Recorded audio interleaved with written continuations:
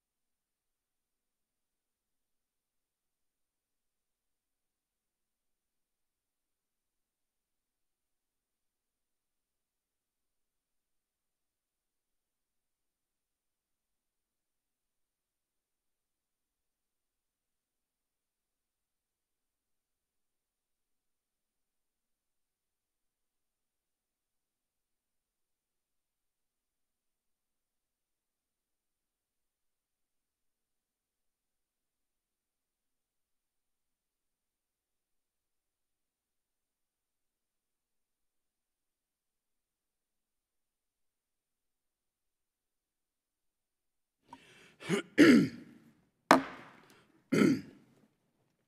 subcommittee will come to order, and good afternoon to everyone. On the eve of the Liberian election, I want to especially thank Congressman Dan Donovan for recommending this important hearing for our subcommittee before those elections, and also to speak to the future of democracy and governance in Liberia. As we all know, of the more than 50 nations in Africa, the United States has the closest connection with the Republic of Liberia. This is not only because Liberia was founded in 1847 by freedmen and former slaves from this country, but also because of the estimated 500,000 Liberians and Liberian descendants who live here. Liberian cities such as Monrovia and Buchanan were named for American presidents. And in part of my district that I had for 30 years before it was redistricted out, the city of Trenton has a very large Liberian diaspora population with whom I got very close and still do a great deal of casework for, even though I don't represent them anymore, because that bond is so strong. However, most Americans are largely unaware of the long link between the United States and Liberia, and likely see Liberia as just another African country. Most Americans are unaware that Liberia has been a major U.S. ally since World War II and into the Cold War, hosting U.S. communications facilities in the 1960s and 1970s, and receiving extensive U.S. development assistance, including post-war aid and Ebola aid to Liberia. The United States has also helped Liberia build its criminal justice sector and supported transitional justice efforts. The U.S. has funded just over a quarter of the cost of UNMEL at a cost of about $106 million annually as of fiscal year 2016. Liberia is also implementing a $256.7 million five-year MCC compact signed in 2015, designed to increase access to reliable, affordable electricity and enhance the country's poor road infrastructure. Bilateral State Department and USAID assistance totaled $91 million in FY16. President Ellen Johnson Sirleaf has made some advancement in democracy and governing during her 2 terms, and we applaud her for that, following the despotic rule of Charles Taylor. During his term of office, Taylor was accused of war crimes and crimes against humanity as a result of his involvement in the Sierra Leone Civil War from 1991 to 2002.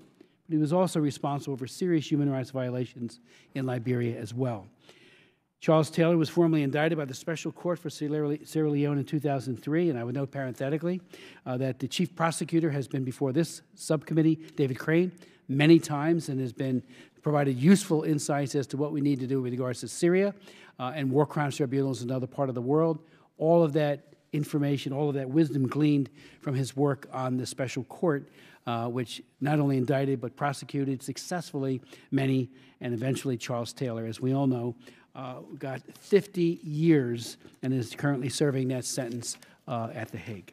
The United States occasionally arrested alleged perpetrators of civil rights, human rights abuses, often using immigration perjury charges as a vehicle for prosecution. One of them was Charles MacArthur Emanuel, also known as Chucky Taylor, the son of Charles Taylor.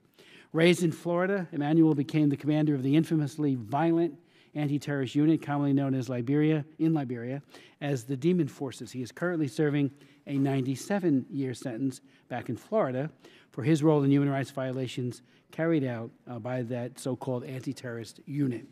President Sirleaf was unable to, under the Constitution, to run for a 3rd term, but unlike many other leaders around the world, including in Africa, she did not push to change the Constitution to allow a 3rd term. We don't know yet whether her successors can and will continue her upward trend. Most candidates for president have highlighted corruption, but as our witnesses from the National Democratic Institute can tell us, these candidates have platforms that are light on policy specifics. Consequently, today's hearing is intended to examine the prospects for democracy and governance in Liberia following the October elections, which we hope will be free and fair and transparent. The United States is a key provider of technical assistance to Liberia's National Election Commission, including an International Foundation for Electoral Systems program funded by USAID and the UN Development Program, backed by nearly $12 million in mostly European Union funding under a multifaceted project from 2015 to 2018. The Election Commission also receives broader institutional capacity building support under a second $4 million USAID-funded program the Liberian administrative and system strengthening. Our government has a significant investment in Liberia on several fronts. The future direction of this important country is important to the United States.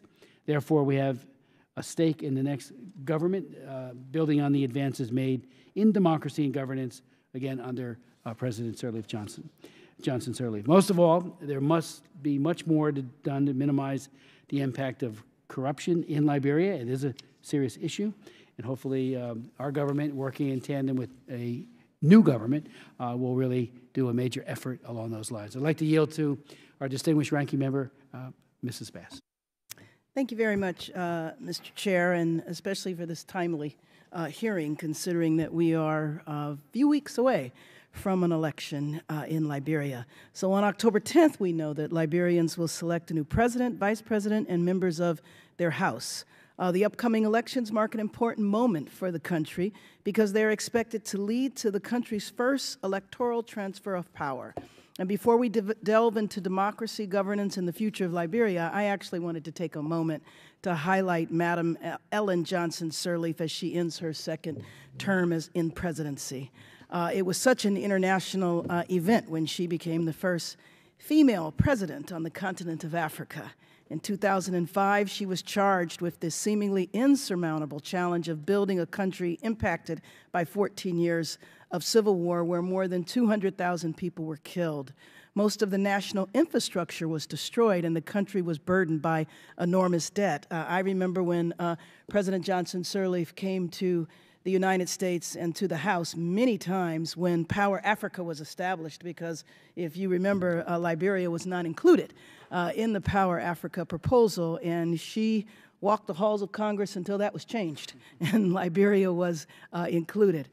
During her 12 years of the presidency, a decade of sanctions was lifted and deemed no longer necessary. The economy has drastically improved and averaged more than 7% annual growth. Per capita income has risen from a low point of just $80 at the end of the Second Civil War in 2003 to $700, even though the population has increased by nearly 50% to just under 5 million people, and life expectancy is up from 53 to 61 years. And I think that is particularly remarkable given the setback that the Ebola crisis presented. And the Ebola crisis was certainly an example of what happens when the health infrastructure deteriorates, how that disease spread so quickly, but yet the country rebounded in spite of it. And we know that the country has also made great progress in rebuilding its infrastructure and its democratic institutions. And finally, President Sirleaf has been a strong proponent of equal rights for women and a champion for youth. We all applaud and acknowledge her hard work, which has also been recognized by the international community, most notably when she was awarded the Nobel Peace Prize. I also want to point out, I was in Ghana in January for the inauguration of the president, and President Johnson Sirleaf was there as the head of ECOWAS, and to see the leadership that she took as the head of ECOWAS in resolving the conflict in the Gambia, which certainly could have deteriorated in a terrible way. Returning to the topic of this hearing, which is to consider the future of democracy and governance in Liberia, I want to highlight that another extremely important and final act that the President will take is to adhere to Liberia's Constitution and step aside in order to allow the democratic process to continue as the people of Liberia choose their next president. I'm happy to say also that President Johnson Sirleaf will be here next Friday as part of the annual legislative conference of the Congressional Black Caucus Foundation, and we look forward to her remarks that she will make in a presentation a week from Friday in the morning. I was honored to be a part of Ned's delegation, NDI's delegation to Kenya to observe the election. I'm sorry I won't be able to participate this time in October, but and I look forward to hearing from the representative from the National Endowment for Democracy, who I'm sure will talk about the upcoming observations. I'm also glad to see that we have an acting assistant secretary. We've all been worried about that for a while, and an acting assistant administrator to USAID, so I look forward to your comments. Thank you. Thank you very much, Ms. Bass. I'd like to yield to Dan Donovan. Mr. Chairman, I'm going to yield my time for, I am going to chair the second panel. I'll do my opening statement. Okay. Thank you, sir. That'd be great. Thanks. I'd like to welcome our two distinguished witnesses, and certainly Donald Yamamoto is no stranger to this subcommittee and to the work that he will be speaking to, and I want to thank him for his leadership. He is the Acting Assistant Secretary in the Bureau of African Affairs at State. He also served as Principal Deputy Assistant Secretary of State in the Bureau of African Affairs from 03-06, where he was responsible for coordinating U.S. policy towards more than 20 countries in East and Central Africa. He served as our ambassador to Ethiopia from 2006 to 2009, and also the U.S. ambassador to the Republic of Djibouti from 2000 to 2003, and was the Deputy Director for East African Affairs from 98 to 2000. He has, again, testified several times before this committee, and again, we thank him for his service. Then Cheryl Anderson. Welcome, Ms. Anderson, who's the Acting Assistant Administrator for the Bureau of Africa at the U.S. Agency for International Development. Ms. Anderson has more than 20 years of development experience, mostly in Africa. Before joining USAID as a Foreign Service Officer, she worked in USAID missions in the Democratic Republic of Congo, Uganda, Sudan, and East Africa. Prior to joining USAID, she worked as a Program Manager for HealthLink Worldwide and also served as a Peace Corps volunteer in Ghana. Mr. Secretary, if you could begin. Thank you very much. I'd like to submit the longer form for the record. Without objection, so ordered. Thanks. Representative Smith, thank you very much. Congresswoman Bass and Congressman Donovan, thank you very much. It's a great honor to be back here today. Good afternoon. Although the 2014-15 Ebola epidemic had a massive human impact and slowed economic growth worldwide, the response led by the United States helped Liberia overcome Ebola and return the country to the path of building confidence. It is hard to overstate the enormity of the challenge President Ellen Johnson Sirleaf inherited in 2005. We applaud the respect she has demonstrated for Liberia's constitution throughout her tenure and the positive example she has set for the continent of Africa by her unbending respect for presidential term limits. Next month, Liberia's citizens will go to the polls to facilitate Liberia's first peaceful transition of power between democratically elected leaders since 1944. Despite how far Liberia has come, many challenges remain that will fall to President Sirleaf's successor to address. On the elections and security, the presidential candidates vying to replace President Sirleaf have been campaigning vigorously since the start of the formal campaign period at the end of July. We are pleased that 20 registered political parties declared their commitment to a peaceful electoral process, and many of them reaffirmed this commitment on the margins of the ECOWAS summit in June 2017. While the United States does not support any specific party or candidate, we are pleased to see a robust participation in this election. Liberians from all walks of life are aware of the importance of these elections, and the United States stands by those committed to support a peaceful, credible, and transparent electoral process. Despite very real challenges, President Sirleaf and her administration are committed to conducting a peaceful, credible, and transparent election. The government has also taken steps to build systems and processes led by the Governance Commission for the handover of power that will occur in January 2018. There are significant challenges still facing the National Electoral Commission, notably poor infrastructure, inadequate funding, heavy rain that could complicate election logistics. However, we are encouraged that the NSC successfully carried out a free and fair legislative by-election this past February. We are providing comprehensive program support to the Liberian National Election Commission, civil society organizations, media outlets in the run-up to the 2017 elections. In addition, our ambassador is meeting with candidates running for president to emphasize the importance of peaceful elections in a transitioning government that builds upon the progress made in the last 12 years. As UNMIL looks to close out its mandate at the end of March 2018, it should be considered a success story. It has kept the peace and gradually but steadily transferred key responsibilities back to the government.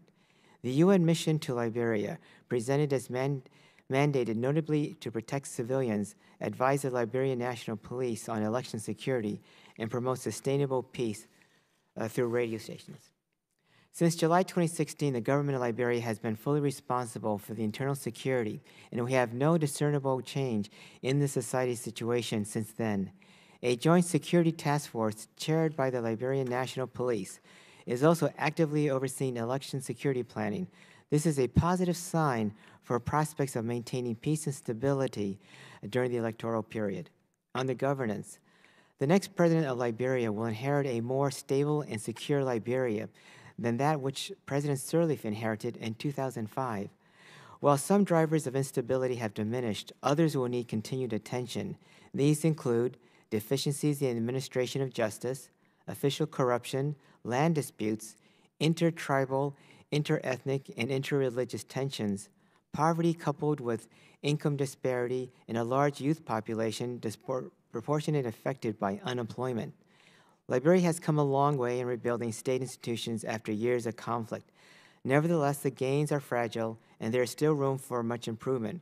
Official and systemic corruption drains limited public resources, deters investment and contributions to a culture in which working in government can be perceived more as a route to self-enrichment than public service.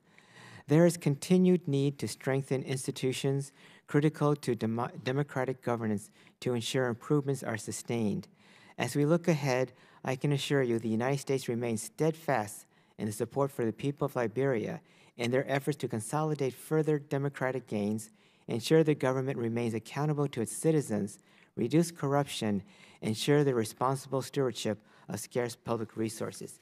And with that, I welcome your questions. Thank you. Thank you very much, Mr. Ambassador. Ms. Anderson.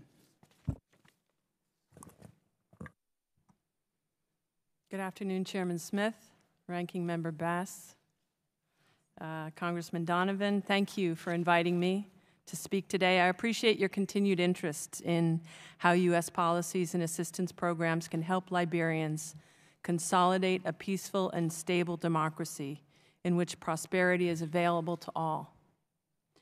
USAID's development partnership with Liberia dates back to our founding in 1961.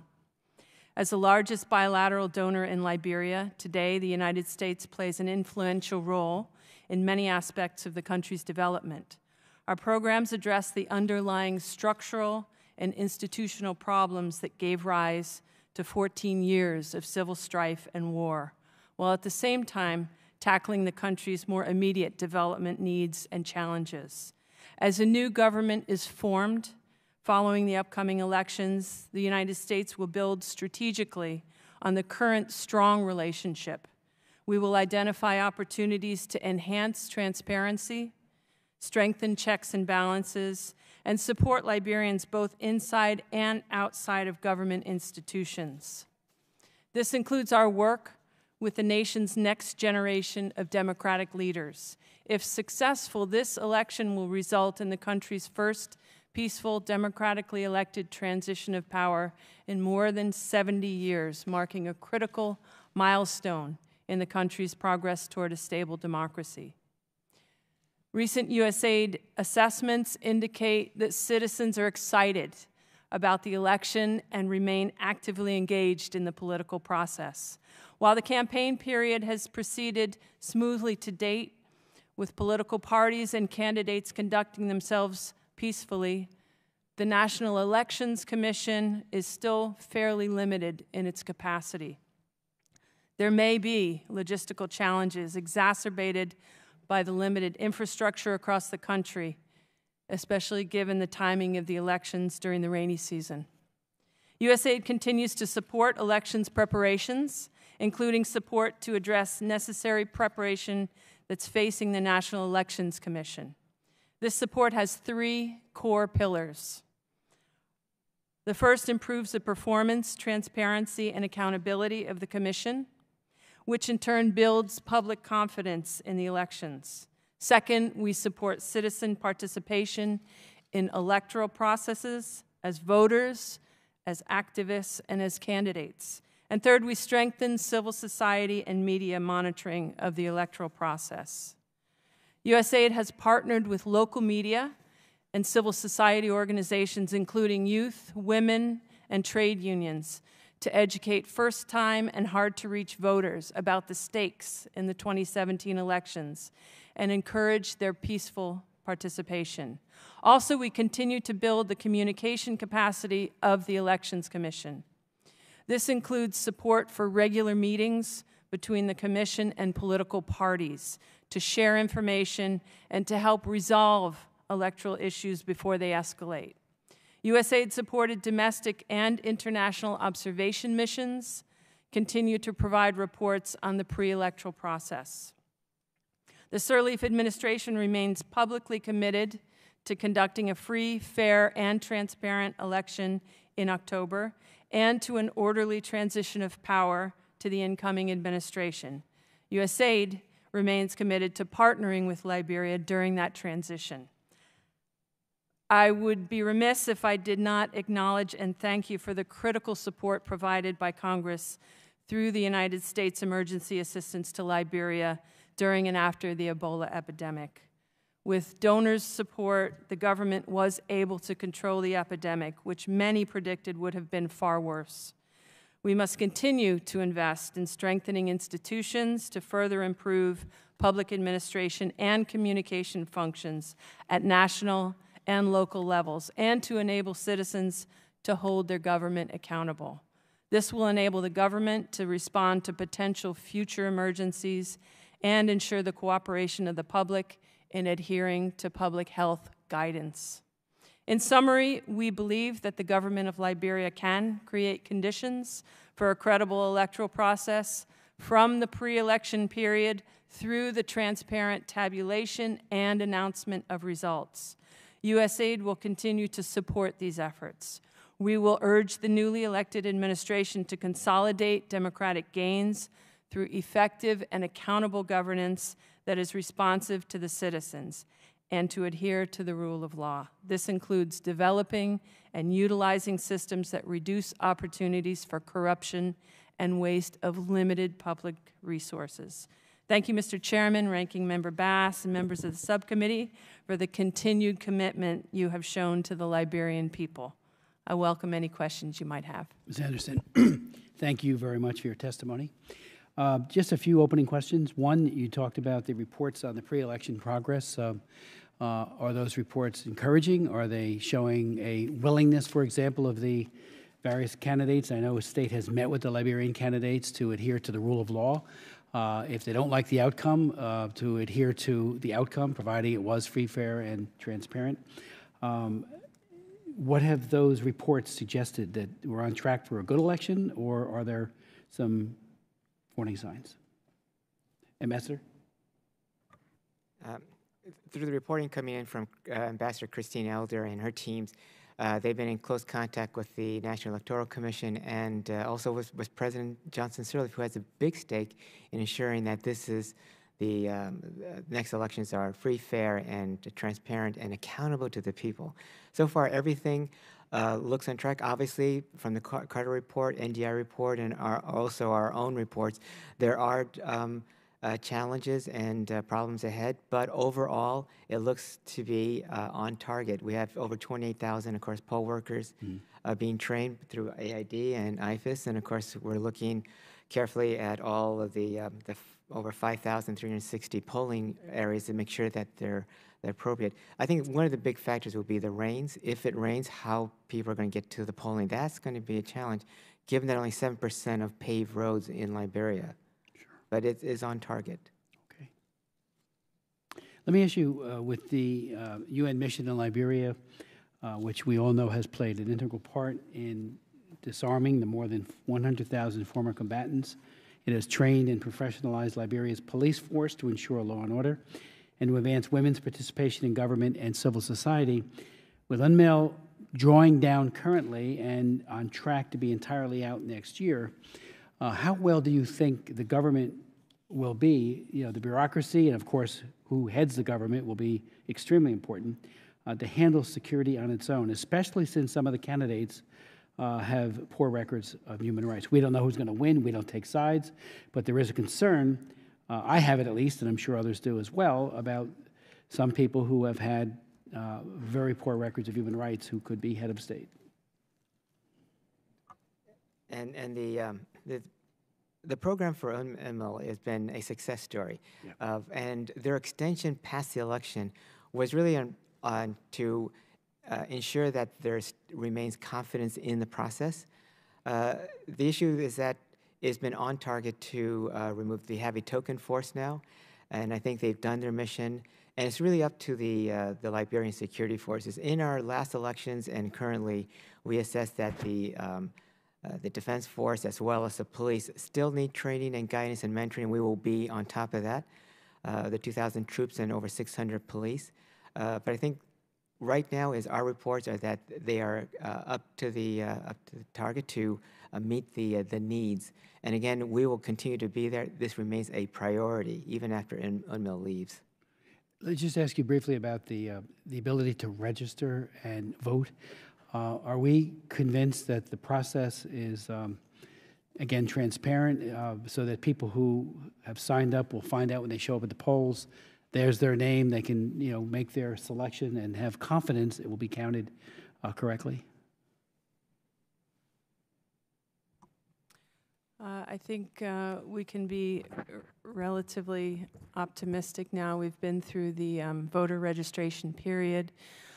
With our support, I think we've seen fairly good turnout on the voter registration, with an emphasis on hard-to-reach voters, first-time voters, and also on women voters. I can tell you that one of the kind of new technologies that we've supported is that Liberians can now use their cell phones, and many of them do have cell phones, and put in a message that includes their voter registration ID number, and then get a message back, boop, that tells them where's the location for them to go and vote.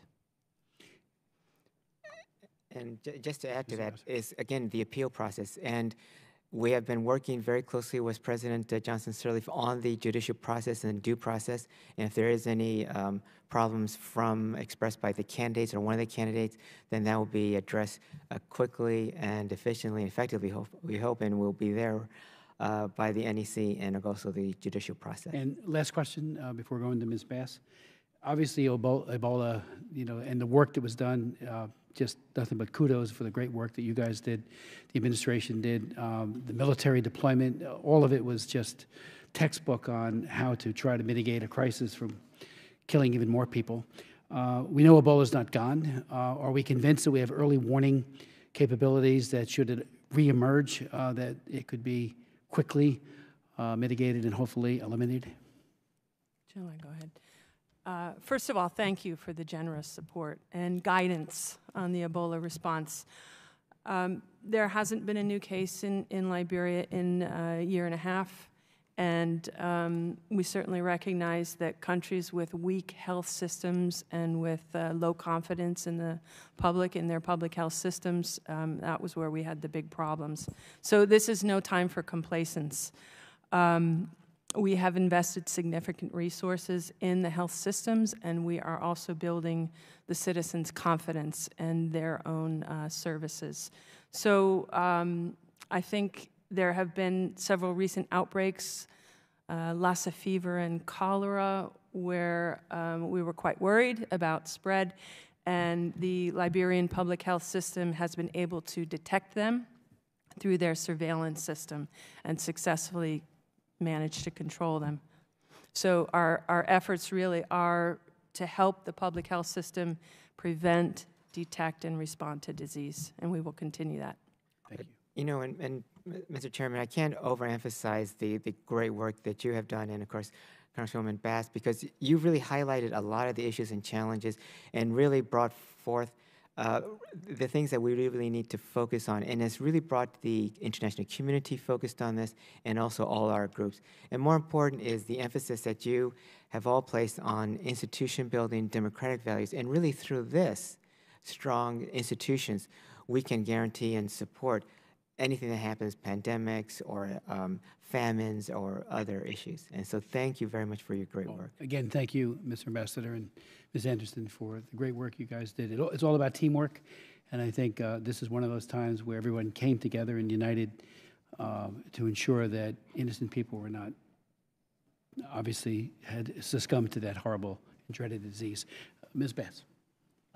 Thank you, Mr. Chair. And actually, since you were talking about infrastructure, one, it's very good to hear that there has not been any new cases of Ebola. When I was in Liberia in August of last year, they were concerned about relapse or it being transmitted after, the fact. And so hearing that there haven't been any new cases is really good.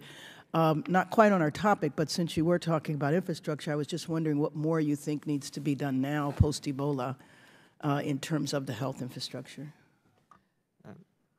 I referred to my colleague just on the basic programs that we're going to do on health, but I think overall is simple things, the power generation, the MCC, and the $257 million electrification. When we were out there in Liberia when Charles Taylor was transitioning out, there was no electricity, and we were just amazed and shocked that this could ever happen, and it has. And thanks to you for the MCC program, et cetera.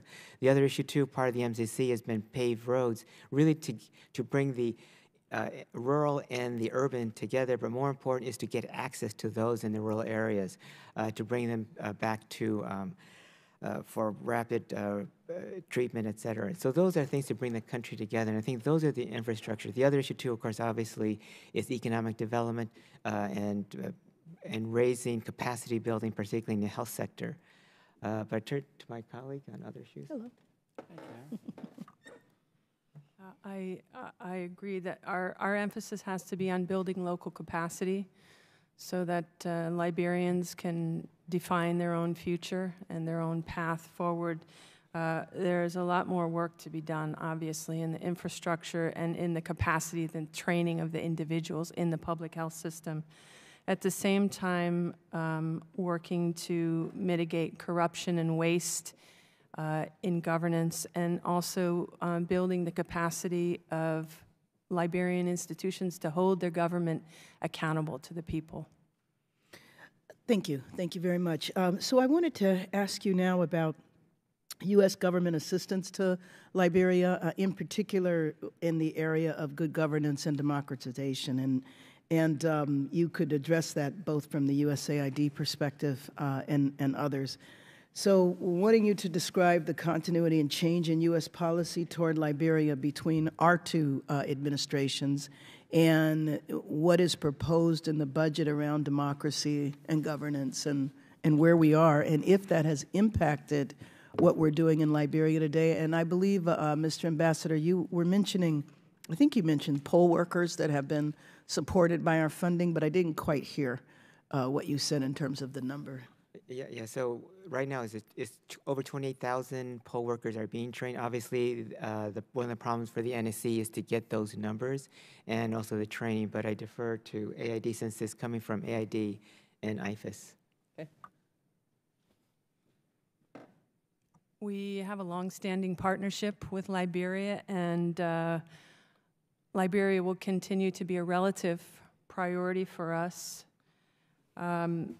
Democracy, rights, and governance is an important element of our programming in Liberia, and it's really been an area of emphasis, working on governance, public financial management, building the capacity of the judiciary, working especially on anti-corruption, supporting civil society and the media, and our aim really, as I said, is a government that's responsive and accountable to its citizens. And we will continue this into the next administration in Liberia. So one concern that some of us have begun to have on the Hill is, one, there are the proposed cuts, and obviously that's still working its way through the process, but whether or not in USAID you will be allowed to spend money that has already been allocated, as opposed to slowing that process down, because we've heard that in terms of the expenditures that are not being, really implemented, is one question. I have a follow-up question to that. Yeah, I think we are still continuing to be responsible for delivering development results with the funding that's already been appropriated. And as we go forward, if the levels are reduced, we'll just have to make sure that we are increasingly using our money more efficiently and more effectively. And so you got what I was saying. I mean, yes, I did. Not the future, money that's already there. Yes. And are you free to spend it? And I don't know if you're involved at all with the famine effort, but we allocated close to $1 billion, and we're hearing that that's being slow-walked. It's an emergency, and so is it getting out of the door, or is it being held back, and will it be carried over into the next fiscal year? I'm saying that in reference to famine, but we've heard that about the democracy funding as well. Can I have one more point, Madam Congresswoman? So we've dedicated about $2 billion since 2003, and if you look at the last 10 years, it's about $1.5 billion. But overall, the aid assistance, even towards the end of the last administration, was going down. So the question comes in is for us, we're looking at dwindling resources across the board, but Liberia for us remains a priority country. We still have, as you know, 3 bilateral commissions, and of course Liberia becomes the 4th, and that's critical, and that's because of the work Johnson Sirleaf has done and then all the good results she has gone through, and we want to continue that. So long as we're here, we're going to continue to commit to that. I mean, just looking at our own assistance as far as assistance to military training, to other areas, yes, it's probably going to take some cuts, but the issue is that the commitment is still there, and it continues into the next fiscal year. I can't say what the amounts are going to be exactly. We'll have to come back to you once those numbers are defined, but to assure you that for us, as long as we're here, that is a priority country. Okay, so I hear you say that the commitment is there, and commitment without resources is a little shallow, but I also hear you saying that you are able to expend the money that is being allocated. Is the famine money spent?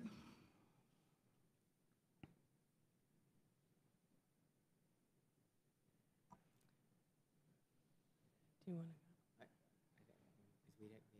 to? Yeah. I'm sorry? Be happy to get back to you on that. Would you? I would appreciate that. I would appreciate that. And so then my final question is, what are we prepared to do after the election? I mean, as I mentioned, I was in Kenya and I thought everything went well. Kind of went awry after the fact. But it's one thing to get through the election, then what are we prepared to do after the election? So the election is an event, and from there comes really the hard work, is how to ensure that the democratic procedures and processes that President Johnson Sirleaf has really put in efforts to during her 2 terms, that they will continue, that we won't see a backtrack. Then the other issue too is that we need to continue to strengthen the NEC, the legal process and procedures, because that's going to be very important to how we do the structures afterwards. And again, we'll be visiting Liberia constantly. Our ambassadors will be committed. We're going to look at, do we have to, what areas do we need to emphasize and stress? We're going to be continuing to do on MCC, Power Africa, and also EWEP, the Girls' Education and Women's Entrepreneur, which is our 2 most important and really changing of societal programs. And then we're going to look much more closely, too, at economic development to see how we can address the needs of the 50% youth and high unemployment rates in Liberia.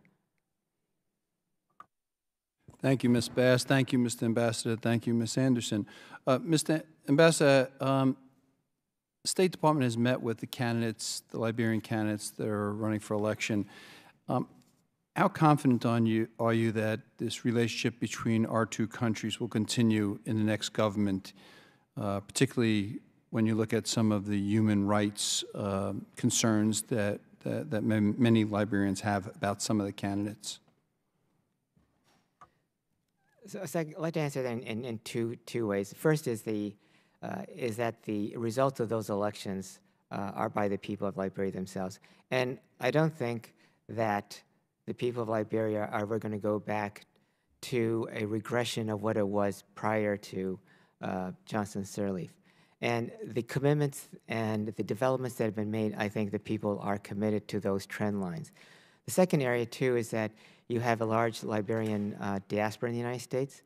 I think they're very vocal. They'll keep us on our toes if we're not focused on those issues. And my message to not only the diaspora, but to the people of Liberia is that we are still committed to ensuring that the results after the elections will be as strong and as robust and continue because this remains a priority country. Wonderful, thank you. Jewel Taylor is the former wife of Charles Taylor, current senator and a vice presidential candidate, and she was reportedly in the United States this year advocating for the release of her husband, her former husband, from prison. Can you tell us what efforts were being made about Senator Taylor's imprisonment and our efforts to have him released? I mean, Charles Taylor. Yes. Okay. He's in jail for the long term. We have not made any efforts to seek any change or adjustment to the due process and what was adjudicated by the court systems. Okay. Had his wife met with folks from the state? Do you know at all? We don't normally comment on people, but let me just say, yes, we did. We did meet with Joel Howard Taylor, and those conversations, I think, are between us. We totally understand, Yeah. Mr. Ambassador. Thank you. But believe me, messages were passed. Great, thank you. Ms. Anderson, USAID is working with other international organizations such as the UN and other partners to ensure that the election process in Liberia next month is smooth, credible, and peaceful. What more should the United States be doing, leveraging partnerships that we have with others to help ensure a successful outcome of the election?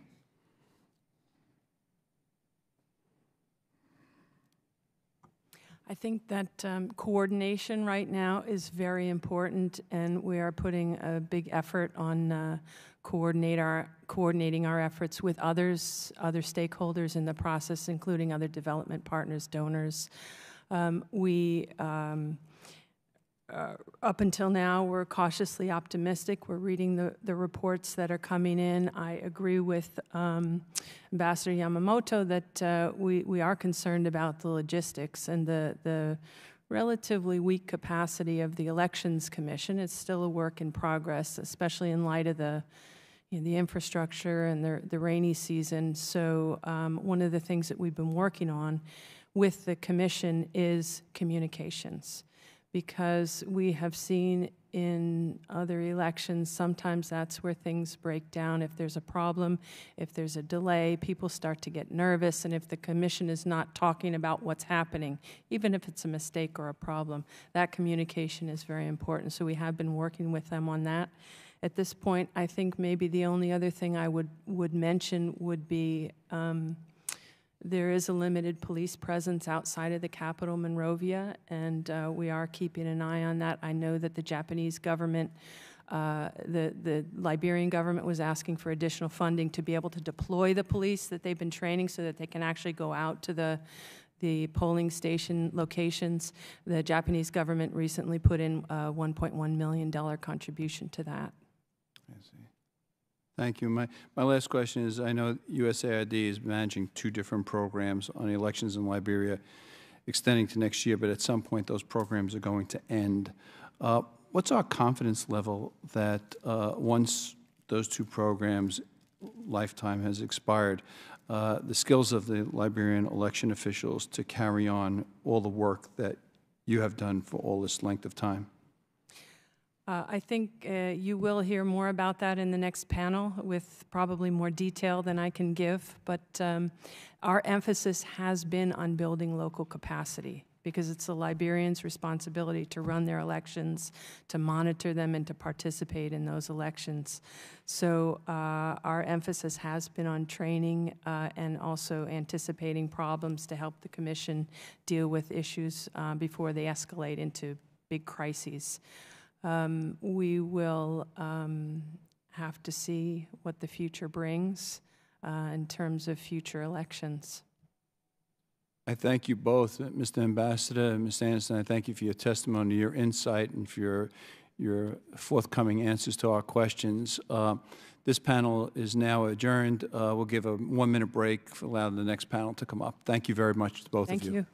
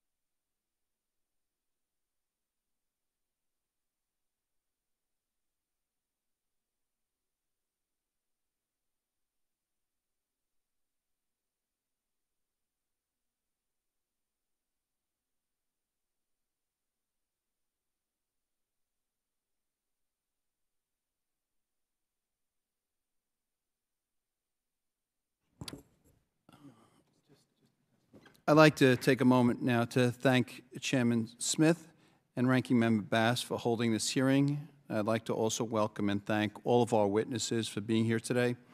I would especially like to welcome my constituent and good friend, Dr. Aurelia Curtis, along with her husband, Al, and her family. Thank you for making this trip all the way down. Now you know what I go through every week. I know Dr. Curtis since my days of serving as Chief of Staff to then Staten Island Borough President Guy Molinari, where she was then the principal of Curtis High School, and that's how good we are in New York. We name our high schools after our principals. I asked Dr. Curtis to be a witness here today because of her unique perspective as someone who has been an integral part of the Liberian community in the United States. For those of you who may not know it, Staten Island is home to the largest concentration of Liberians outside of Western Africa. One of the many things that I have learned from Dr. Curtis and our local Liberian community is their dedication to highlighting the importance of freedom, liberty, and democracy, because they have seen firsthand the turbulence and chaos that arises when these principles are not upheld. In recent years, Liberia has made strides in advancing its democratic and development efforts, but we must recognize the challenges that we face ahead. In less than a month, Liberia will hold elections that will test the nation's democratic strength and stability. This is an opportunity for the country to make history by allowing the Liberian people to experience their first post-war democratic transfer of power. Looking to the future, it is this subcommittee's intention to ensure that Liberia is able to further build a strong, peaceful, and democratic nation.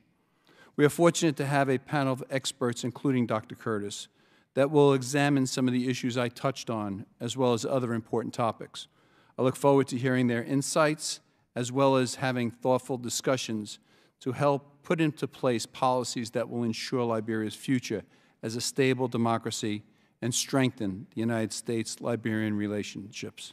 I now yield to the Ranking Member, Ms. Karen Bass. Mr. Chair, I will defer my comments until the panel has spoken. Wonderful. I'd like to introduce our panel. David Peterson is Senior Director of the National Endowment for Democracy. Since 1988, he has been responsible for NED's program to identify and assist African NGOs. He was formerly Executive Director of Project South Africa of the A. Philip Randolph Education Fund and a freelance journalist in Africa and Turkey. He has visited more than 40 African countries and is an expert in sub-Saharan Africa. Dr. Aurelia Curtis is the founder of the Weeks Educational and Social Advocacy Project, Incorporated. It is based in Staten Island, New York, and Liberia. As a key conduit between Liberia and the Liberian diaspora community in the United States, this agency's mission is to increase access to better education opportunities, expand social development, and improve health care for the community.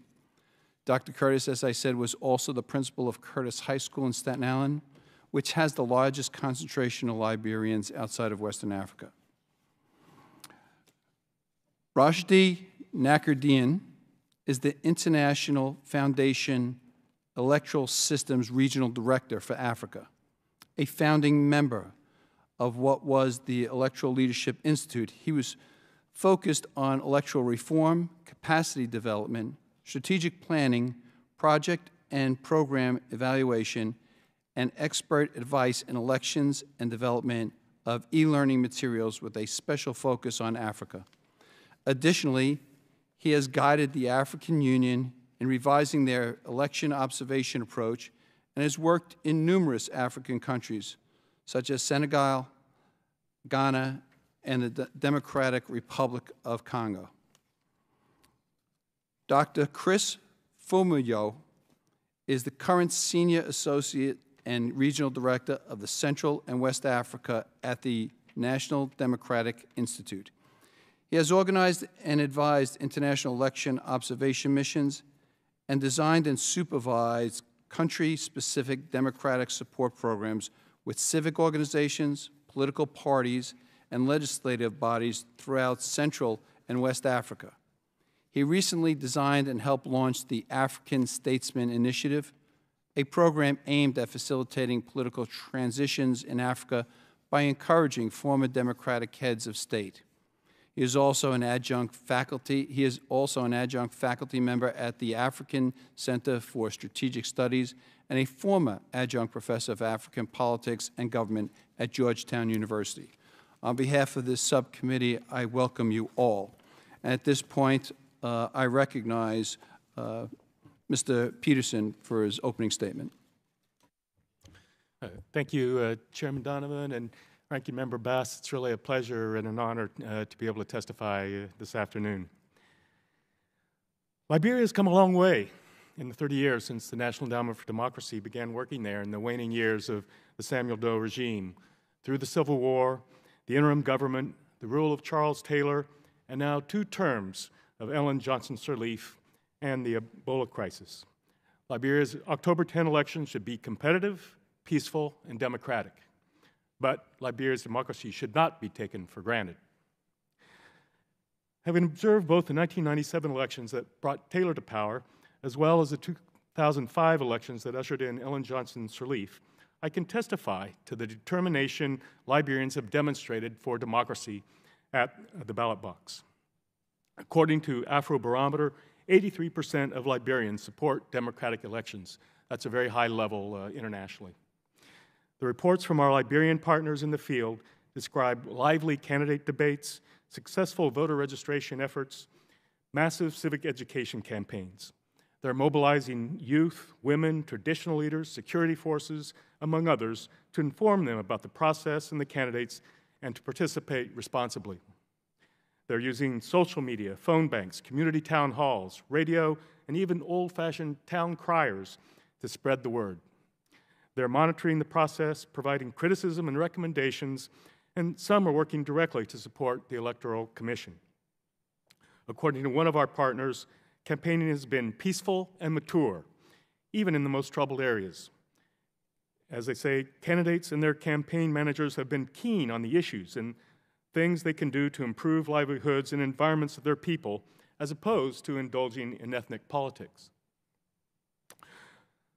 But we all know that democracy is more than elections, and the challenges of governance in the interim can be daunting.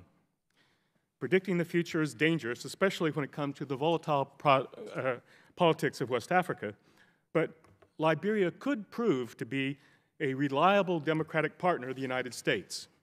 Its democratic institutions and popular commitment to democracy could grow stronger, and its governance could improve. How can this happen? Liberia is not the only country in West Africa holding democratic elections. Ghana's elections last year were a model of efficiency and transparency, as well as being peaceful and democratic. The Gambia's elections last year were also competitive and produced a surprising transition. In the last few years, Senegal, Benin, Cote d'Ivoire, Burkina Faso, Mali, and of course Nigeria have held elections of varying quality, but all essentially free and democratic. Sierra Leone and Guinea will hold elections next year, which are also anticipated to be democratic. Thus, in this regional context, Liberia is fortunate to be surrounded by democratic-minded neighbors who are more likely to support Liberia's democratic trajectory than to subvert it. The kinds of cross-border attacks that used to occur back and forth between Guinea, Sierra Leone, and Cote d'Ivoire have ended. The steady withdrawal of UN and ECOWAS troops is not a sign of fatigue or diminished support, but of confidence that Liberia's own security institutions are strong enough to maintain order and protect the country. All of these governments are friendly to the United States, and as their democratic systems consolidate and mature, the entire West Africa region should come to be regarded as an important economic and political partner of the United States. But Liberia is special. As Congressman Smith has already noted, although its population is only about 4.3 million, it's the only country in Africa that claims a special kinship to the United States. America's stepchild, as some Liberians put it.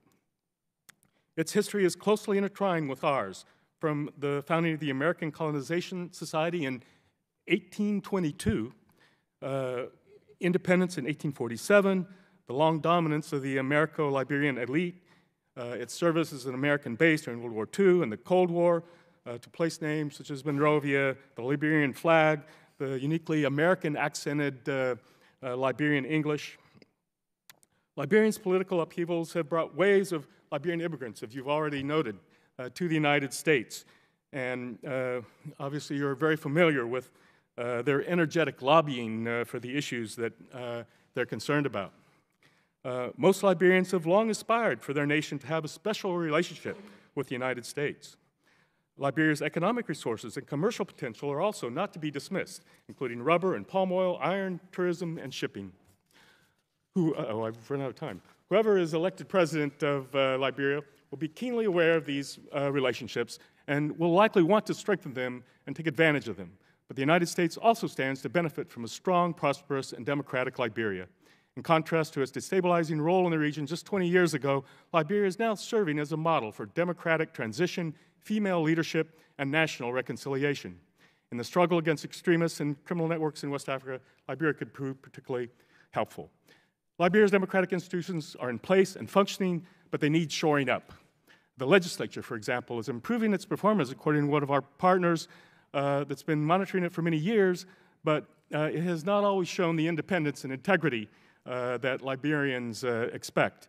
Only 1/3 of Liberian voters believe that members of their House of Representatives reflect their views, according to the Afrobarometer. And one of the popular issues in the campaign has been to cut legislators' rather generous salaries and benefits. The legislature's budget is almost equivalent to that of the entire education system in the country. Likewise, Liberia's judiciary remains weak. The Supreme Court's recent rulings of the eligibility of certain candidates have stirred controversy and questions about its independence. Having seen the critical role that the court played in the Kenyan elections, Liberians are skeptical that their own court would be able to show the same integrity. Liberia's local justice structures suffer from a shortage of magistrates and lack of resources for police and prisons. Some Liberians have criticized the special court that tried Charles Taylor because their own justice system has received so little support. I will leave the discussion about the Electoral Commission to my colleagues. I think they're a better place to comment on that, but it is an important institution. I should just say that Liberia's press remains independent and lively despite resource problems. The anti-defamation cases have tapered off, and new Freedom of Information Act has also been an important advance. Civil society is very vibrant and often critical. It's played a leading role in fighting Ebola and will continue to act as a watchdog as well as a partner with government when possible. The labor movement and the business sector have been gaining strength and have been partners with our own Solidarity Center and Center for National Private Enterprise. These non-governmental institutions are fundamental for the success of Liberian democracy. Corruption obviously remains the weak point in Liberia's democracy, as for many African democracies.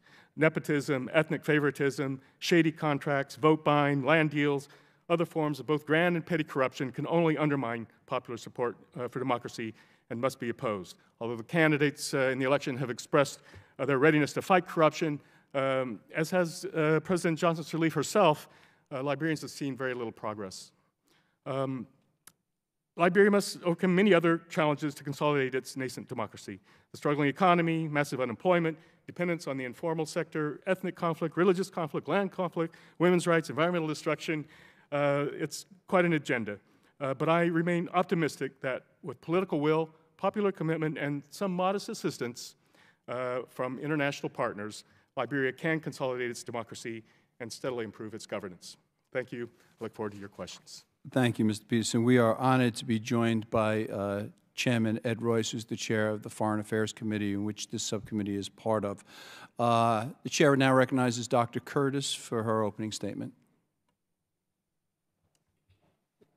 Presiding Chair, my Congressman. Presiding Chair, my Congressman Donovan, Ranking Member Bass, and members of the subcommittee, I thank you for the opportunity to provide testimony today about the role of the diaspora in Liberia's ongoing struggle for democracy. The military coup in 1980 followed by the horrific Civil War in 1989, which lasted almost 15 years, claimed hundreds of thousands of lives and significantly destroyed much of the infrastructure of Liberia. A notable consequence of the war was the mass exodus of Liberians seeking refuge wherever doors were open.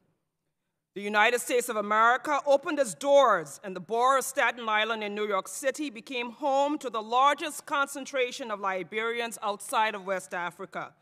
The Staten Island diaspora remains the center of culture and connections for Liberians across the United States, optimistic that we will be an integral part of the rebuilding of Liberia, ensuring that it is indeed a land of liberty.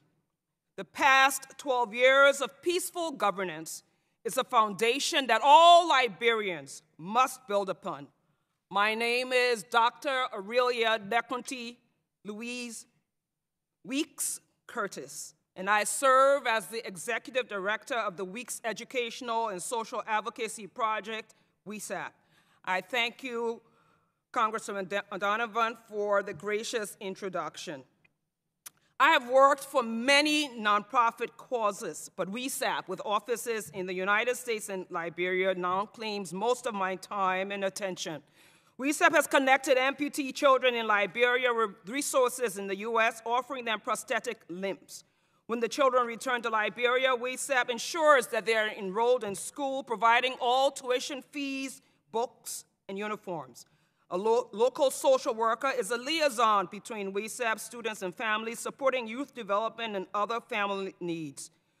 WESAP has launched a campaign to put water wells near schools in Liberia that have no fresh water supply, and is in partnership with 2 U.S.-based nonprofits to establish an all-girl boarding school in Liberia. With the support of the Staten Island community, we assist families, especially immigrants and refugees from population groups that are not commonly represented in our area. We provide multi-ethnic and culturally sensitive services that address their needs with respect and dignity. Recently, WESAP advocated for and assisted a family to return the mortal remains of their daughter to the United States for burial. Princess Yates, a U.S. citizen born to Liberian parents on Staten Island, went to Liberia on July 4th to celebrate her grandmother's 90th birthday. She was involved in a tragic automobile accident. According to published reports, the local hospital refused to give her needed medical assistance because money was not readily available to pay for treatment. Her mother cried. Princess sat in an abandoned wheelchair, begging for help until she took her last breath. This incident highlights the critical need for timely access to good health care, especially in a country like Liberia, with a high level of poverty, whose infrastructure was decimated by the Civil War. Following the forthcoming elections, all Liberians must play a role indispensable to ensuring geometric growth in access to health care and other urgent facets of sustainable development in Liberia. Dual citizenship. Liberians in the diaspora often wonder if they are in fact welcome to participate in the rebuilding of Liberia. Primary doubt stems from the lack of clarity regarding dual citizenship. The Supreme Court of Liberia recently heard a case brought by Alvin Jallow, a United States citizen born in Liberia to Liberian parents, who fled Liberia as a direct result of the Civil War. He immigrated to the United States and subsequently acquired U.S. citizenship in accordance with the naturalization laws of this country. Chapter 22 of the Alien and Nationality Law of Liberia, quote, prohibits Liberian citizens from taking other nationalities or engaging in certain acts in foreign countries, unquote, including armed forces enlistment and participation in elections. Liberians in the diaspora are watching this case closely because the wrong decision will have dire implications for the talent pool that is ready to return and assist in nation building. A decision in this case has not been rendered, but wait! The Supreme Court may have already ruled in this matter when it failed to prevent several candidates in the forthcoming elections from contesting when evidence was presented to prove that said candidates had naturalized citizenship in other countries. I call on this subcommittee, to use its influence to assist the people that you represent, Liberians in the United States of America, to attain dual citizenship, an initial hurdle that can be an impediment to tapping into the valuable human resource pool that resides outside of Liberia, a country in great need. Liberians in the diaspora stand willing and ready to assist, but many are not prepared to abandon the countries that gave them refuge in their time of need, nor should they be forced to make such a decision. DACA and TPS, temporary protected status for Liberia, Guinea, and Sierra Leone, was terminated effective May 21st, 2017. Deferred action for childhood arrivals, DACA, is being dismantled by the current administration. Many immigrants, Liberians included, are adversely affected by the decision to end legal status, especially children who have known no other home than the United States of America.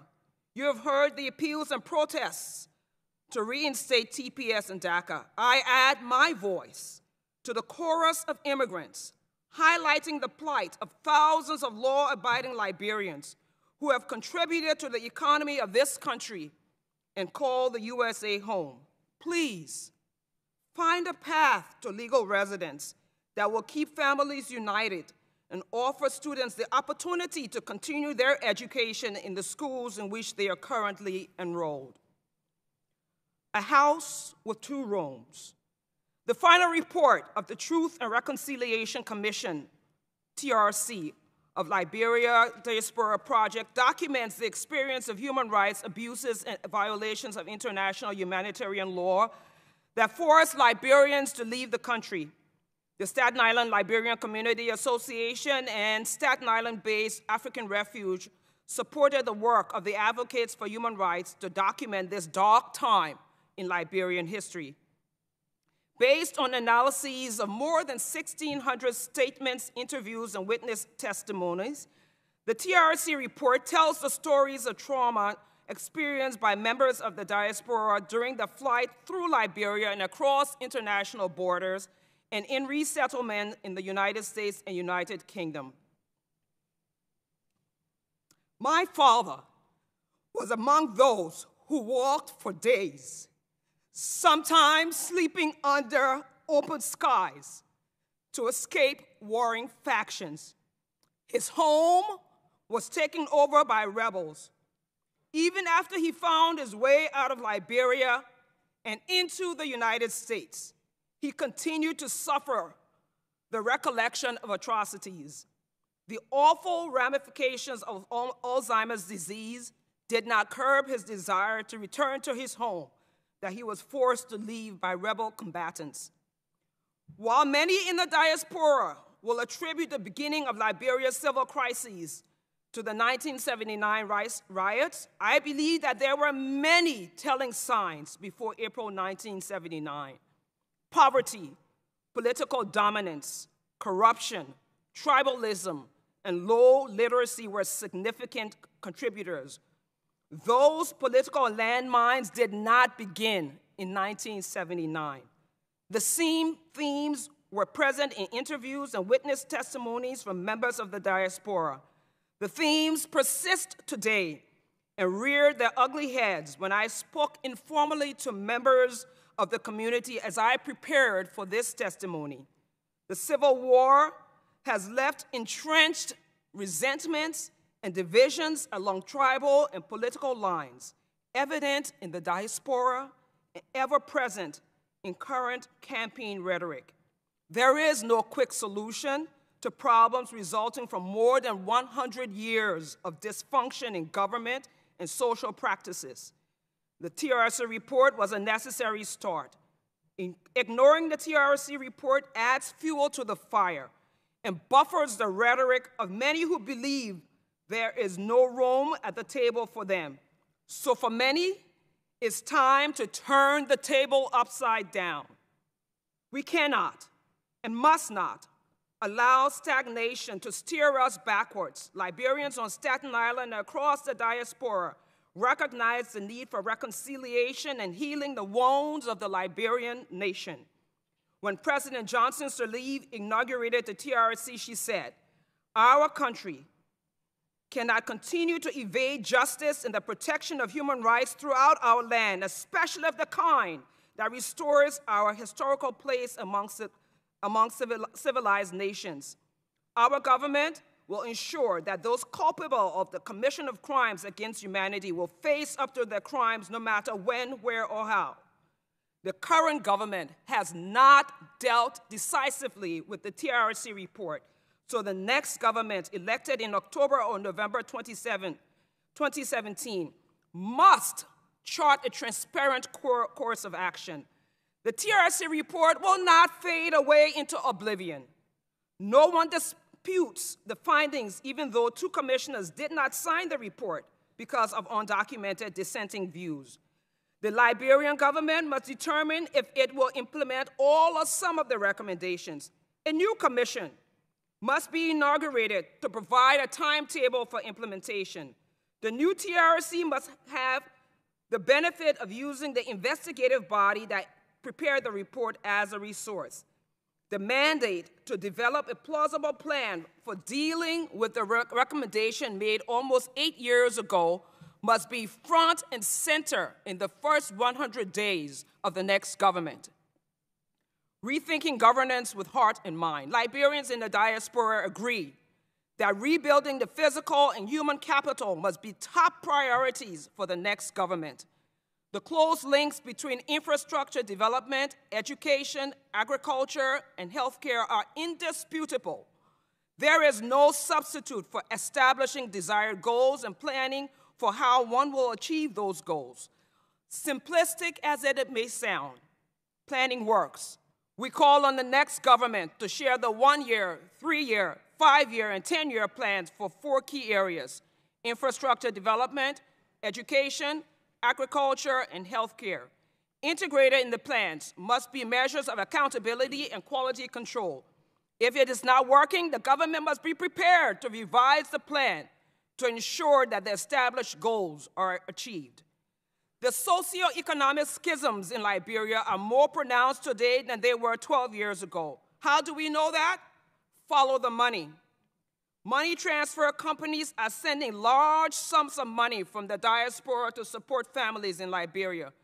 But transfers are also going in the other direction, from Liberia to banking institutions overseas. Please explain to me how it is possible for anyone employed by the world's 3rd poorest nation to legally amass enough wealth to build homes locally, buy homes overseas, and still have change to spare. I call on this committee to ensure that pressure is brought to bear on the government of Liberia to institute systems that prevent and prosecute corruption at all levels. In my other life, I would tell exam proctors, your job is to prevent cheating, not to catch cheaters. Similarly so, the government of Liberia must make it difficult for corruption to persist, and when corruption is uncovered, effective prosecution must send a strong message that a government for, of, and by the people will not stand by idly while the people are disenfranchised. Thank you, Dr. Curtis. We're going to take up the rest. We're going to enter the rest of your testimony into the official record and take up some of those issues during the question and answer period. I apologize. No, that's okay. You're very passionate about this. Thank you, Dr. Curtis. We're going to take a pause for a moment.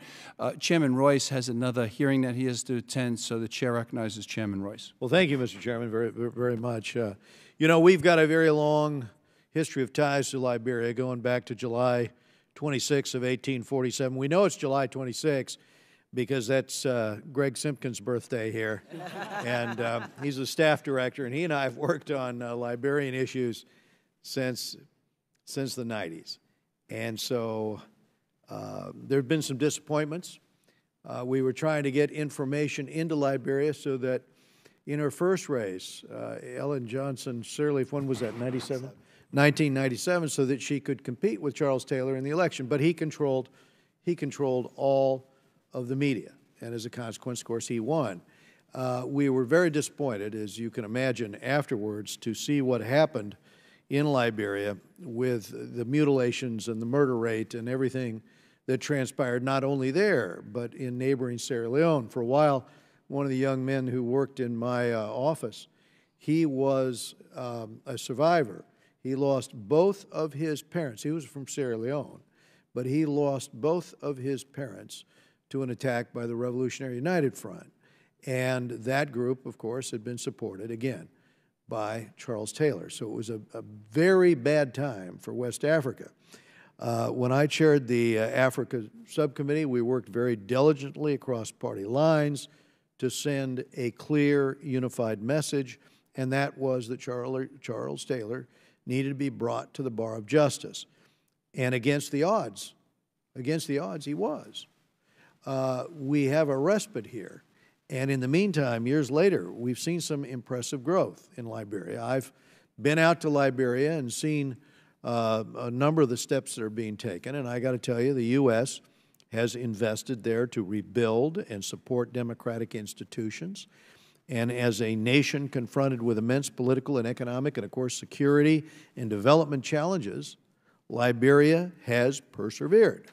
And I would just take for a moment the time to say that, in my view, President Ellen Johnson Sirleaf has been leading these efforts, and I commend her strong leadership through 2 terms, but she's stepping down from office, and I think this is admirable because she's setting an example for other African leaders now in terms of stepping down and giving an opportunity for the next person to run for president in an open election.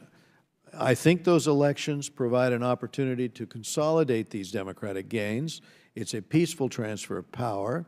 If done successfully, Liberia will be a model to fledgling democracies across Africa. And on that, I want to thank the members of this committee, because I think the members here, your continued interest in this, your efforts to help this along will have very, very consequential impacts. As we look forward, I see Al White's in the audience, by the way. He caught my eye when I came in here. He's the former chief investigator of the Sierra Leone Special Court. And again, for those of you who have kept this interest, you know, for a generation, it's important. A steady hand of assistance here is important. The fact that the Liberian diaspora community, the American Liberian community is so involved is a huge asset to the people of Liberia. So as we look ahead to future engagement, we all recognize one thing, and that is that deep reforms are needed to further address corruption.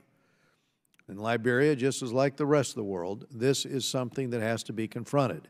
And a more conducive environment for trade and for business investment is really needed.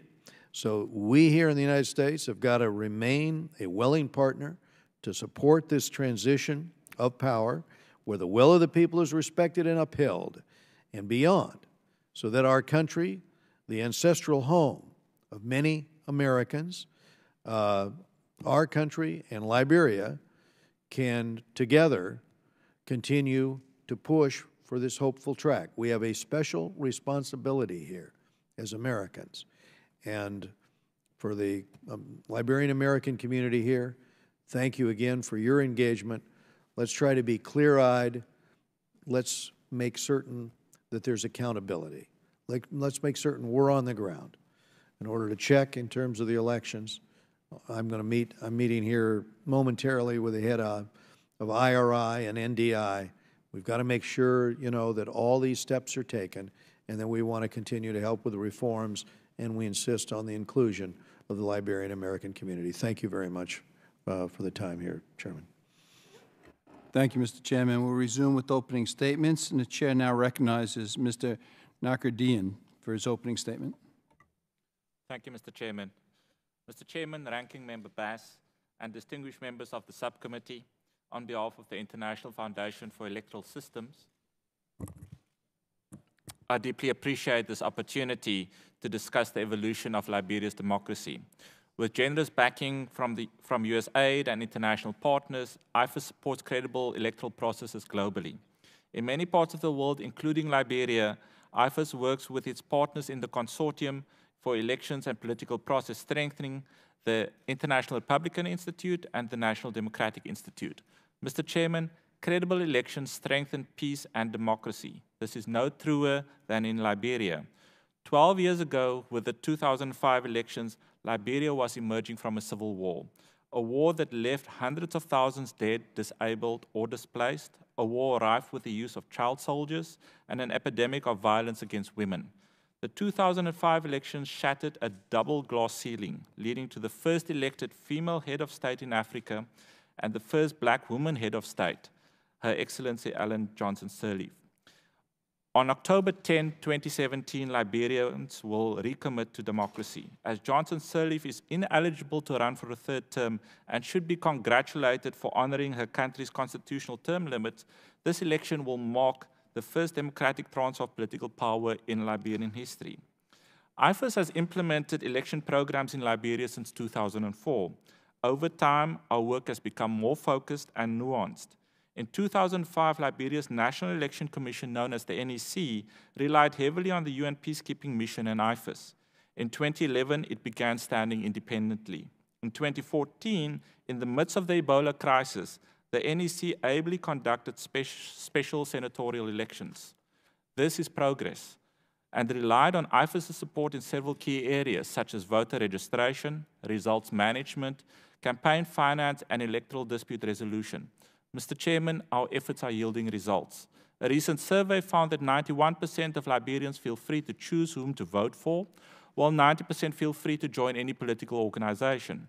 The NEC increased its voters register from 2014 to 2017 by 15% to 2 million registered voters. With IFAS support, the NEC registered 67% of young voters. A 2017 US aid-funded study found that the majority of Liberians interviewed trust the NEC as an impartial and transparent body. In sum, without US support, the Commission would be weaker, less prepared for the elections, less voters would be registered, and less would know about the process, and the October elections in Liberia would be more expensive. For instance, the government of Liberia assessed the viability of biometric voter registration for the upcoming elections. IFAS advised against its implementation prior to the coming elections, citing cost and logistical reasons. The government agreed with our assessment and did not attempt a premature or rushed implementation of new, untested technology.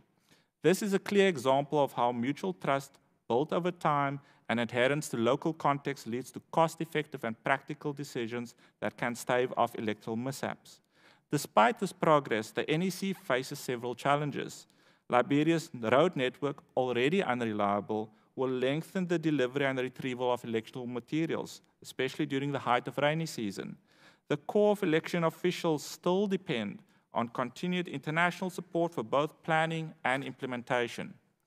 A runoff election is a highly likely scenario. The NEC will have 2 weeks after the announcement of the first round results for administering a runoff. This will strain their systems. These challenges highlight the continued need for assistance, which brings me, Mr. Chairman, to my recommendations for the US Congress.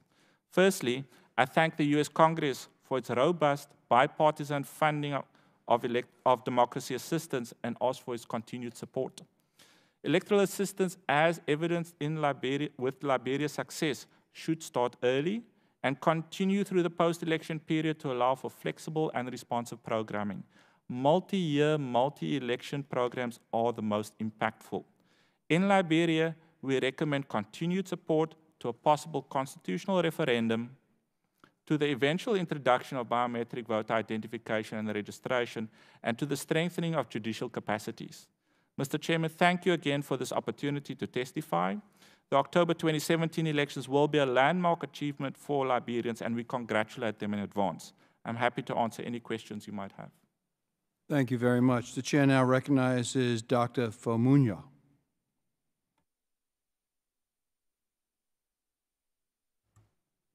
Mr. Chairman, Ranking Member Bass, distinguished members of the subcommittee.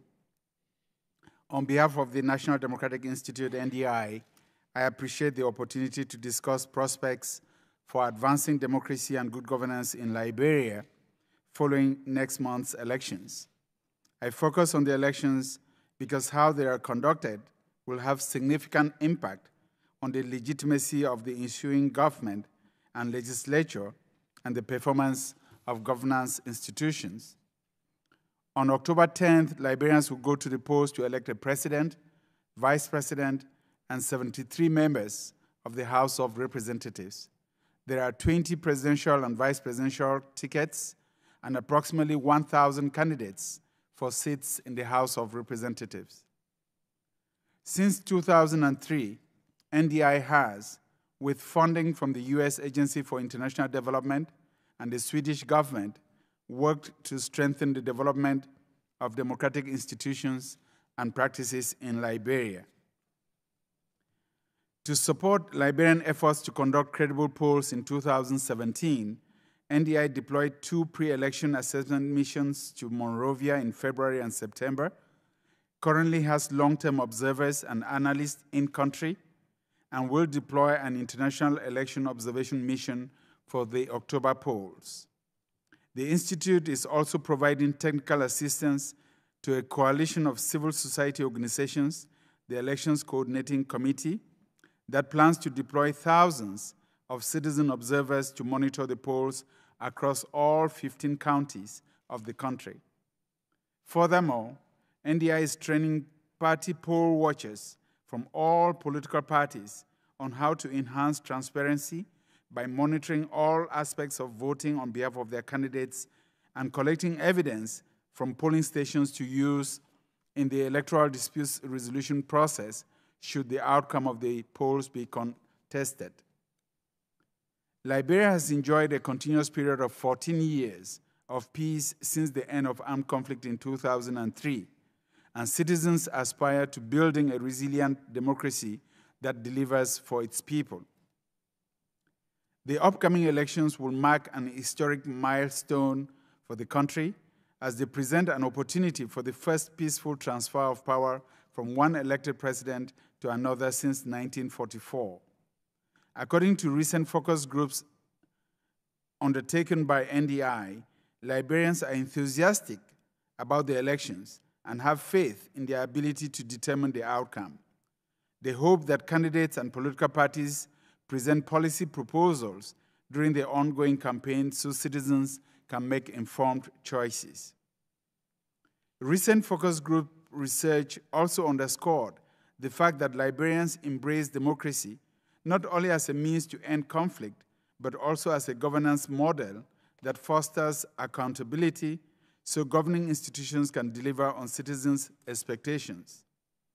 Should elected leaders be unable to satisfy these expectations, citizens may lose faith in democracy and further disengage from the political process, hence reinforcing apathy and stalling the country's democratic progress.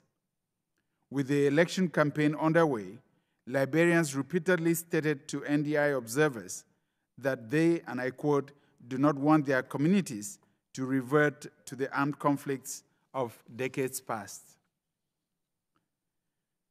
The future of democracy in Liberia would hinge, in the short term, on the perceived success or failure of the October polls, and in the long term, on the ability of future leaders to consolidate the gains that have been made in the last decade in improving governance and meeting citizens' demands. If voters have confidence that the electoral process is fair and credible, and that their collective will is reflected in the outcome, that would go a long way in laying the foundation for greater stability, peace, and sustainable development. In my full written statement, I discuss in more detail the electoral process and future prospects in the post-election period with regards to specific entities and issues, notably the executive and legislative branches of government, security sector performance, civil society, decentralization, and the rule of law. I would like to submit that full statement as well as the September 9th statement issued by NDI's pre-election assessment mission. For the record, I thank you for your time and look forward to your questions. Thank you very much, all of you, for your opening statements. I'll take a few moments to ask some questions, and then Ranking Member Bass will ask our questions.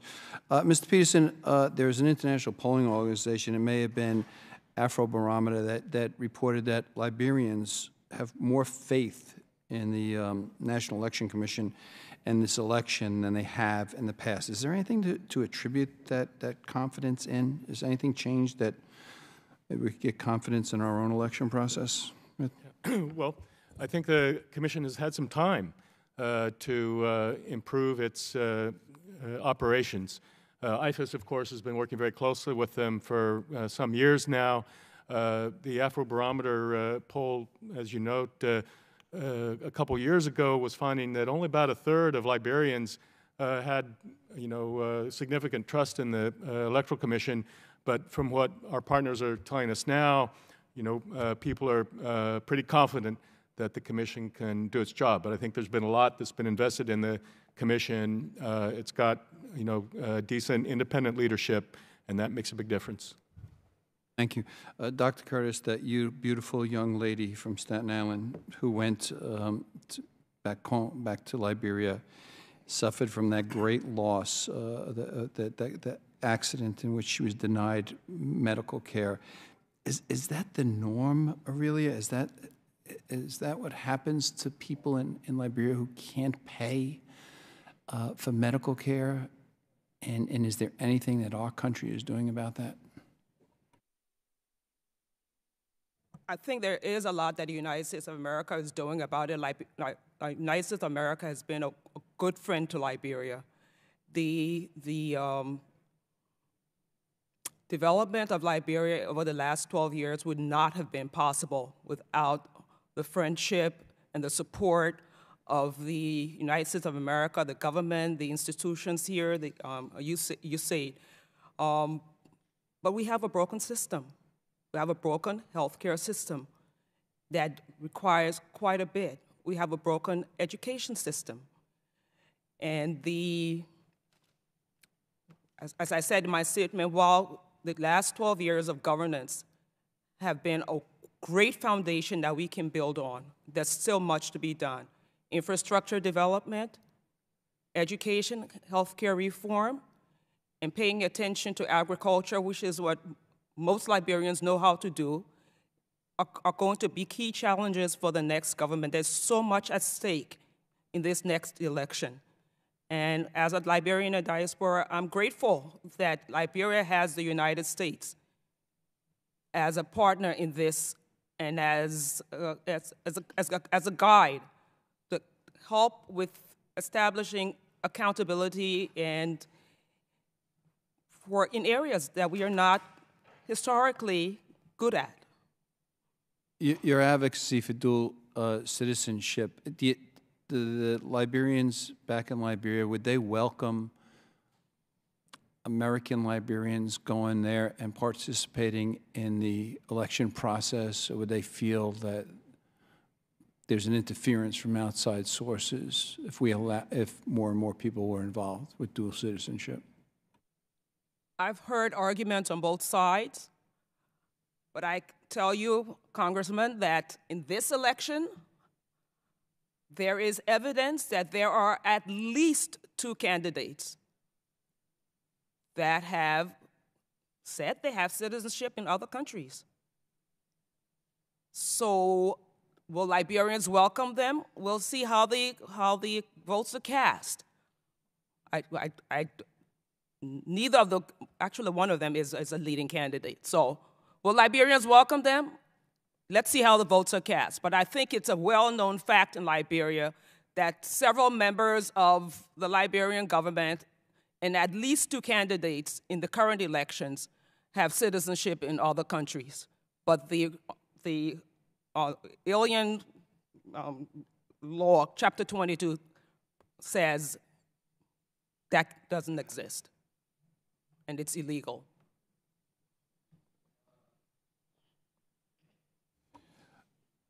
Mr. Dr. Dean, I was just wondering if you could tell us about how again, talking about confidence. I think in your testimony, it's about 54% of Liberian voters believe that the national elections back in 2011 were free and complete and fair. And I think in 2014, 3 years later, that was up to 78%. Again, what inspires this confidence? Mr. Peterson was telling me about the commission. What inspires this confidence that the Liberians have in the election process that in such a short period of time it increased so dramatically? Thank you, Mr. Chairman. I think the one thing that one could very specifically point to is running an election during a crisis. 2014 elections happened during the Ebola crisis, and the Commission managed to very ably navigate a very complex time to manage that election. And that's a direct testimony to how ordinary citizens respond to credible elections. A process happening under crisis, ably maneuvered. I think that could most clearly demonstrate where that change has come from. And my last question before I turn it over to the ranking member, Mr. Fumanyo. There are many concerns about voter registration, the timeliness. We heard in the first panel about the rainy season now and the timeliness of the elections. And Dr. Curtis had noted that perhaps even the qualifications of some of the candidates who hold American citizenship or citizenship from other countries may be a factor in when people are voting. Do you anticipate that some of these issues are going to have serious impact on the elections next month? And what is your opinion on that? Mr. Chairman, having just returned from Liberia as part of the pre-election assessment mission, the NDI delegation raised these issues with the Election Commission, with the political leaders, as well as with representatives of Liberian civil society organizations. There was a sense that the registration period did allow for Liberians of voting age, eligible voters, to register. There was a voter verification period during which the initial registry was made available so that citizens could verify that their names were properly recorded on the voter rolls. And now the Election Commission is in the process of finalizing the voter registry. The Commission has promised to make that final voter registry available to political parties so that they will be able to verify in time. I think we were told by September 15th that final list will be available to political parties so they can begin the process of verifying to make sure that all of their supporters that are of voting age and that did participate in the voter registration process will be on the voter rolls. Of course, with every election, you cannot anticipate in advance the issues that will come up, but we will be looking very keenly to see if any Liberians that were voting age and that were properly registered didn't find their names on the voter rolls or were disenfranchised because of any shortcomings on the part of the Election Commission or on the part of the poll workers. Thank you very much. I yield to the ranking member, Ms. Bass. Thank you very much, Mr. Chair. I wanted to say a few things before asking questions, and wanted to begin with Mr. Peterson. You cited in your comments, you ran through a number of countries that have had peaceful transfers of power. And I think it's important to note that because we often focus on those countries that don't have a peaceful transition. And I think after the next year, when all is said and done over all of the elections that have taken place over the continent, the vast majority are going to be a peaceful transfer of power. And I think we need to keep that in mind. I always think it's important in the United States that we begin to look at the continent of Africa differently, and as opposed to a land of problems, but a land of opportunities.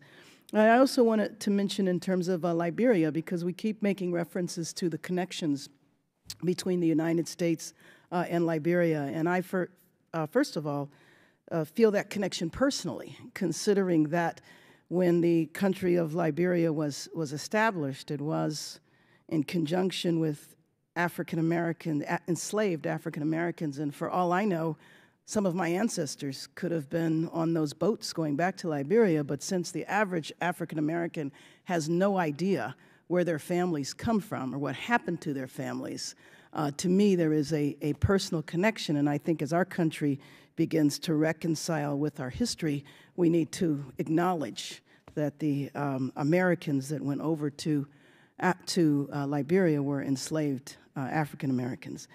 So I wanted to first ask Dr. Curtis, because you mentioned DACA and you mentioned TPS, and I was wondering what is happening with the diaspora. I do have to extend to you, as well as to our presiding chairperson, the opportunity to come next Friday to the Congressional Black Caucus Foundation African Brain Trust, where Johnson Sirleaf will be there.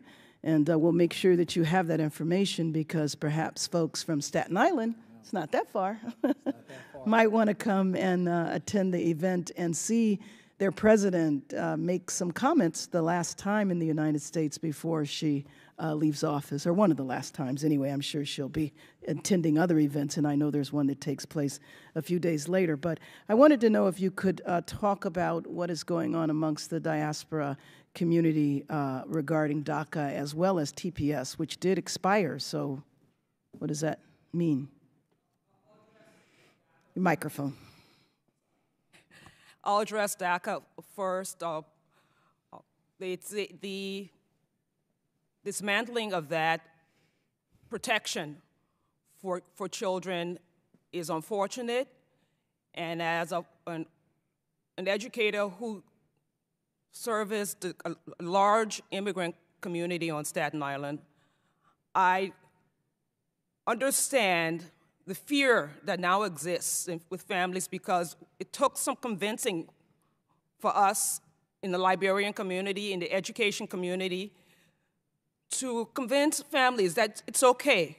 You should go ahead and apply for DACA. Right. Now, these families have outed themselves and put themselves at extreme risk at a time when that protection has been snatched away. In the case of TPS, United States of America has opened its doors, as I said, to Liberians in a time of great need. And even as Liberia has made great strides in reestablishing democracy, there are many reasons why families need to continue to live here in the United States, and TPS offered them that legal status. Having it terminated on May 21st, again, put many families into hiding again. Yeah, what does that mean? Because since it expired, are they subject to deportation? Can ICE pass by, since they're also outed as well? I mean, is there a list that ICE could essentially go pick everybody up whose TPS has expired?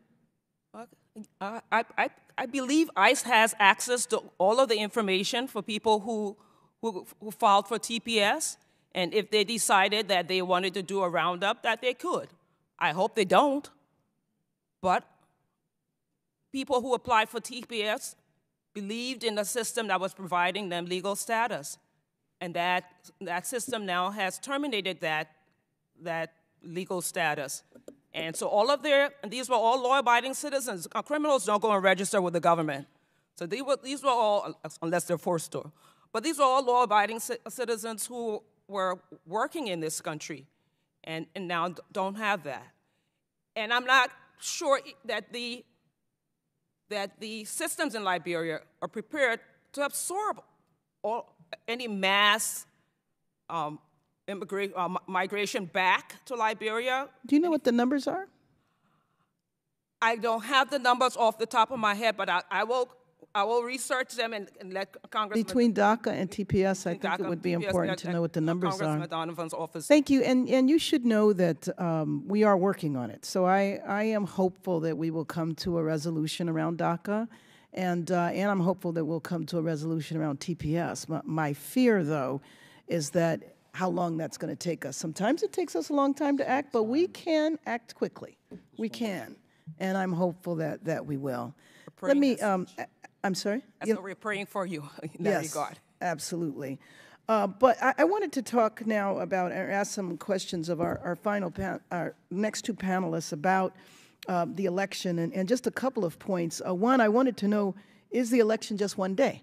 As I mentioned, I participated as an observer in the election in Kenya, and it was one day, but it was a national holiday, so everybody had the day off, and the polls were open from 6 to 5 in the evening. And then in Kenya, there was the full observation mission. So, you know, there was NDI, there was the AU, the EU, the Carter Center, ECOWAS, and I'm wondering if it will be a full-blown observation mission as it was in Kenya. For either of you. Thank you, ma'am. Yes, elections will be one day. Polls will be open on the 10th of October, and I think people will be very interested to see how quickly the election result actually comes back. As far as we understand, and my colleague from NDI will talk more about that, there are full-blown delegations from all the major observer missions. This is one of the top 5 elections that will be watched on the African continent, following Kenya, Rwanda, and there are already groups from the Carter Center, long-term observer groups, NDI has been there, and the European Union has also been on the ground working with domestic observer groups as well. You know, and perhaps before you answer, you know, Dr. Curtis raised the issue that one of the leading candidates, his citizenship is questionable, and I just wonder, especially given what happened in Kenya, which was shocking to me, you know, with the Supreme Court, and I'm just wondering if this issue is a part of the campaign. When you were there? When I was there, our delegation met with all of the top candidates, and the issue was not raised directly with our delegation. But we also were informed that in recent months, the Election Commission, as well as the Supreme Court, has made some rulings that have been diversely interpreted by different segments of the Liberian population. And we make reference to that issue in our delegation statement. If I could also answer on the delegations, that NDI will be fielding a full-blown delegation. We regret very much that you will not be able to provide the leadership that you provided on the Kenya delegation. Thank you. But we're going to take a second chance with your schedule for November, because it's a very strong likelihood that there will be a runoff election, given that there are 20 presidential candidates, and there's an estimation that none of the candidates would be able to obtain 50% plus 1 vote in the first round. Do they have the date for the final? Or? They don't have the date yet, but it's likely going to be at some point in early November. Okay. We'll check with your staff. Please. Certainly. But we know that the Carter Center is going to field an international delegation. The European Union will send an international delegation, as well as the African Union and the ECOWAS, which is the sub-regional entity for West African states. Could I just add one last comment with regards to your observation, Congresswoman Bass, on what has happened with political leadership in Africa in the past few years, and to underscore the fact that when you look at West Africa, which is ECOWAS, that of the 15 countries that currently make up West Africa, 14 of them have had a renewal of political leadership through the ballot box in elections that have been accepted by the citizens of those countries, as well as the international community, as credible and free and fair. And in those 14 countries, 14 of the 15 heads of states are serving their second term at the highest, and none of them has exceeded the constitutional mandate that's required in most of those countries. So when you look at the continent, West Africa has really made tremendous progress with regards to the ability of renewing political leadership through meaningful and credible elections. Wonderful. Thank you very much. And I don't know, Mr. Peterson, if you'd like to have any concluding comments. Well, I will just echo Chris's comments about West Africa. I think it really has become a bastion of democracy. That's not to underestimate the serious problems that they have, you know, corruption, the insecurity. But I think that we in the United States would do well to pay a lot more attention to it. Democracy in many other parts of the world is under a lot of pressure, but I think we can be inspired by what's going on in West Africa. Oh, we need to pay attention to it, huh? Is that what you just said? Thank you. Well, I thank all of the panelists for their insight, their expertise in sharing their thoughts with us. I thank my friend from California, Ms. Bass, for her participation, Chairman Royce and Chairman Smith. Without objection, all witnesses' full statements will be entered into the record of this hearing, and this hearing is now adjourned. Let me go see my friends. Great, thank you.